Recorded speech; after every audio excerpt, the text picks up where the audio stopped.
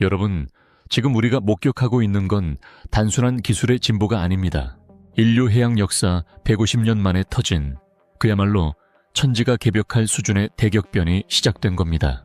만약 여러분이 10년 뒤에도 지금과 같은 방식으로 물건이 오갈 거라 생각하신다면 오늘 이 이야기를 정말 끝까지 들으셔야 합니다. 전 세계 바다의 주인이 완전히 바뀌고 있거든요. 그리고 그 격동의 중심에는 그 누구도 예상치 못했던 대한민국이라는 거인이 서 있습니다. 자, 한번 상상해보세요. 축구장 서너 개를 합친 것보다 거대한 빌딩만한 배가 있습니다. 이 배가 연료를 단 한 번 채우고 무려 20년 동안 지구를 수백 바퀴 돕니다. 굴뚝에선 매연 한 점 나오지 않죠. 공상과학 영화 속 이야기 같나요? 아닙니다. 이건 지금 당장 우리 눈앞에서 벌어지고 있는 엄연한 현실입니다. 미국 트럼프 행정부의 에너지 정책이 휘몰아치면서 우리 원전과 조선 산업에 유례없는 거대한 기회의 문이 열리고 있습니다. 오늘 이 영상에서는 300조 원 규모의 시장을 선점하기 위해 나선 한국 기업들의 전략과 전 세계 바다를 호령할 SMR 원자로 선박의 정체를 낱낱이 파헤쳐 보겠습니다. 도대체 왜 갑자기 바다 위에 원자로를 띄우자는 이야기가 나왔는지부터 짚어봐야 합니다. 지금 전 세계 해운업계는 사실상 퇴출 선고를 받기 직전입니다.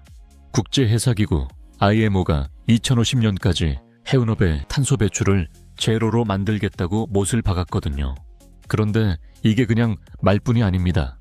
2028년부터 전 세계 모든 바다에 탄소세를 매기겠다고 선언했습니다. 이게 얼마나 무서운 거냐면요. 대형 컨테이너선 한 척이 1년 동안 내야 할 탄소세만 무려 우리 돈으로 약 250억 원에 달합니다. 여기에 기존 연료비까지 합치면 매년 900억 원이 그냥 바다에 뿌려지는 셈이죠. 배 한 척당 말입니다. 기업들 입장에선 감당하기 어려운 상황이죠. 글로벌 선사들이 필사적으로 대안을 찾았습니다. LNG, 암모니아, 수소. 그런데 다 한계가 있었습니다. 수소는 부피가 너무 커서 화물 실을 자리가 없고 암모니아는 독성이 너무 강해서 선원들이 위험합니다. 결국 인류가 꺼낸 마지막 카드가 바로 SMR, 즉 소형 모듈 원자로입니다. 거대한 원자력 발전소를 컨테이너 크기로 압축한 미니 원자로죠. 이게 왜 게임 체인저냐고요? 숫자로 보여드리겠습니다. SMR 선박은 탄소세가 0원입니다. 연료비도 사실상 거의 들지 않죠. 매년 900억 원을 아끼는 겁니다. 게다가 속도는 40%나 빠릅니다. 화물은 30% 더 많이 실을 수 있죠. 한마디로 기존 디젤선과는 체급 자체가 다른 초월적 존재가 탄생하는 겁니다. 그런데 여기서 놀라운 소식이 들려옵니다. 이 거대한 시장의 핵심 파트너로 대한민국 기업들이 낙점된 겁니다. 특히 두산 에너빌리티를 주목해야 합니다. 최근 정부와 미국 뉴스케일 파워 경영진이 긴급 회동을 가졌습니다. 뉴스케일 파워가 누구냐고요? 미국 원자력 규제위원회로부터 세계 최초로 SMR 설계를 인증받은 독보적인 1인자입니다. 그런데 이 회사의 핵심 부품을 전담해서 공급하는 곳이 바로 한국의 두산 에너빌리티입니다. 미국이 머리를 쓰고 한국이 몸을 쓰는 완벽한 한미 에너지 동맹이 결성된 거죠. 주식시장은 이미 이 거대한 흐름을 읽었습니다. 외국인 투자자들이 올해 가장 많이 사들인 종목이 삼성전자도 현대차도 아닌 바로 두산 에너빌리티입니다. 단순히 원전 때문만이 아닙니다. 일론 머스크의 XAI 데이터 센터용 가스터빈까지 수주하며 북미 시장을 완전히 장악하고 있거든요. 인공지능 시대에 폭발적인 전력 수요를 해결할 유일한 대안이 원전과 가스터빈이라는 걸 시장은 이미 간파한 겁니다. 하지만 여러분, 이게 전부일까요? 어림도 없습니다. 바다 위에서는 더 큰 전쟁이 벌어지고 있습니다. 바로 조선업입니다. 도널드 트럼프 대통령이 미국 조선업을 다시 위대하게 만들겠다고 선언하며 한국에 협력을 요청했습니다. 미국은 배를 설계하는 기술은 있지만 실제로 배를 지을 숙련된 노동자와 인프라가 부족한 상황입니다. 그래서 세계 1위 한국 조선 3사에 손을 내민 겁니다. 무려 200조 원이 넘는 미국 조선 재건 시장에 우리 기술력이 투입됩니다. 이미 우리 조선사들은 영업이익 2조 원을 돌파하며 역대급 실적을 찍고 있습니다. 이제 저가 수주하던 시절의 한국이 아닙니다. 전 세계에서 가장 비싸고 만들기 어려운 배는 죄다 한국이 만들고 있습니다. 과연 우리 기업들은 어떤 무기를 준비하고 있을까요? 전략이 정말 소름 돋을 정도로 영리합니다. HD 현대는 마이크로소프트의 빌 게이츠가 만든 테라파워와 손을 잡았습니다. 원자로의 심장이라 불리는 원자로 용기를 한국이 직접 만들기로 했죠. 미래 SMR 선박의 제조 패권은 한국이 쥐겠다는 계산입니다. 삼성중공업은 한술 더 뜹니다. 바다 위에 떠있는 원자력 발전소를 만들어서 거기서 전기를 생산하고 수소와 암모니아까지 만들어내는 해상에너지 허브를 구상 중입니다. 한화오션은 어떻냐고요? 한화는 방산의 강자답게 이 기술을 군함과 잠수함에 녹여내고 있습니다. 한번 잠수하면 20년을 버티는 전설 같은 이야기가 한국 기술로 현실이 되고 있는 겁니다. 원자력 상선이라는 꿈은 사실 60년 전에도 있었습니다. 하지만 당시에는 방사능 유출 우려와 막대한 운영 비용 때문에 성공하지 못했죠. 그런데 왜 지금 다시 꺼내드는 걸까요? 그건 바로 MSR, 즉 용융염 원자로라는 혁신적인 기술이 등장했기 때문입니다. 이 MSR이 얼마나 대단한 거냐면요. 사고가 나서 전기가 끊기면 오히려 원자로가 스스로 굳어버립니다. 사고가 일어나고 싶어도 일어날 수가 없는 구조라는 거죠. 이 완벽한 안전을 구현할 수 있는 제조 능력을 가진 나라, 전 세계에 한국밖에 없습니다. 테슬라의 일론 머스크가 왜 한국 원전 기업에 눈독을 들이고 있을까요?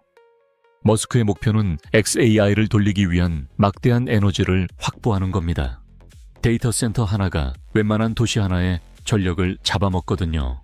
머스크는 깨달은 겁니다. 태양광으로는 한계가 있다. 결국은 SMR이다 라고요. 그런데 전 세계에서 SMR을 가장 잘 만드는 나라가 대한민국입니다. 이미 우리 기업들은 머스크의 데이터 센터용 가스터빈을 수주하며 그 관계를 공고히 하고 있습니다.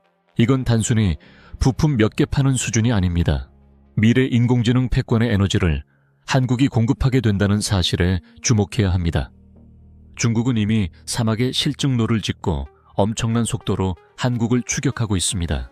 하지만 그들이 절대 넘지 못하는 벽이 하나 있습니다. 바로 국제적 신뢰입니다. 원전은 신뢰의 산업입니다. 중국이 아무리 배를 잘 만들어도 그 안에 들어가는 원자로를 세계가 믿어주지 않으면 항구의 문은 열리지 않습니다. 반면 한국은 어떻습니까? 전 세계에서 가장 안전하게 원전을 운영해온 기록을 가지고 있고 바라카 원전 수출을 통해 실력까지 입증했습니다. 미국이 중국을 견제하면서 한국과 손을 잡는 이유, 이제 아시겠습니까? 미국이 왜 조선업 재건을 위해 한국을 택했을까요? 그 이면에는 지정학적인 계산이 깔려 있습니다.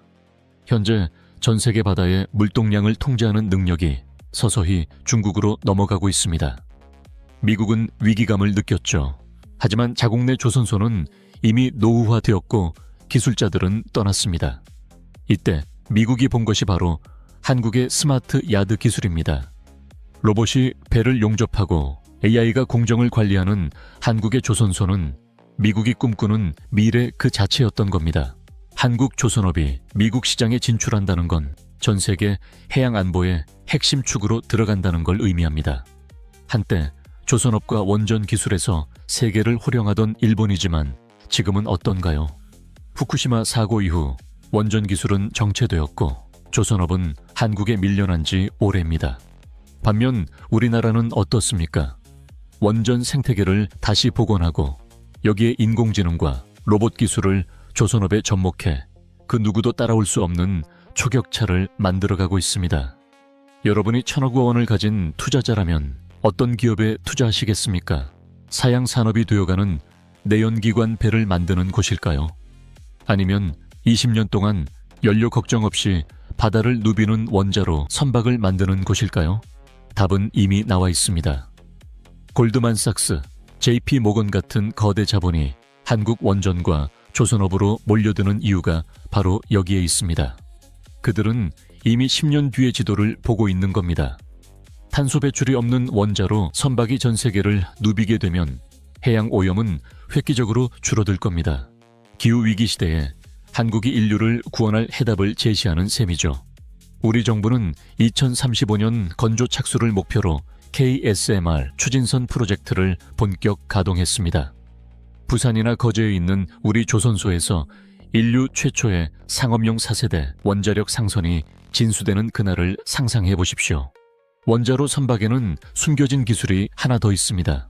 바로 AI 자율 운항입니다. 원자로가 무한한 에너지를 공급하면 배는 항구에 자주 들를 필요가 없습니다. 여기에 AI 자율 운항 기술이 결합되면 사람 없이도 스스로 최적의 경로를 찾아 1년 내내 바다 위를 떠다니는 무인 자율 에너지 요새가 되는 겁니다. 이 무인 선박들이 바다를 뒤덮게 되면 전 세계 물류 비용은 지금의 절반 이하로 떨어질 겁니다. 그 물류 혁명을 주도하는 소프트웨어와 하드웨어를 모두 한국이 만든다는 시나리오는 정말 전율이 돋는 일이죠. 우리가 흔히 보던 그 투박한 철선들이 이제는 인공지능과 원자력이 결합된 최첨단 하이테크 결정체로 변신하고 있습니다. 많은 분이 반도체와 자동차만 중요하다고 생각하시지만 사실 대한민국 경제의 진짜 기둥은 이 바다 위에 있습니다. 그리고 그 기둥에 이제 원자력이라는 강력한 엔진이 장착된 겁니다. 우리가 경계해야 할 것도 분명히 있습니다. 가장 큰 적은 바로 우리 내부의 방심입니다. 기술 유출을 철저히 막아야 하고 정치적 논리에 휘말려 원전 생태계가 흔들리는 일이 없어야 합니다. 다행히 지금 우리 정부와 기업들은 한 팀이 되어 움직이고 있습니다.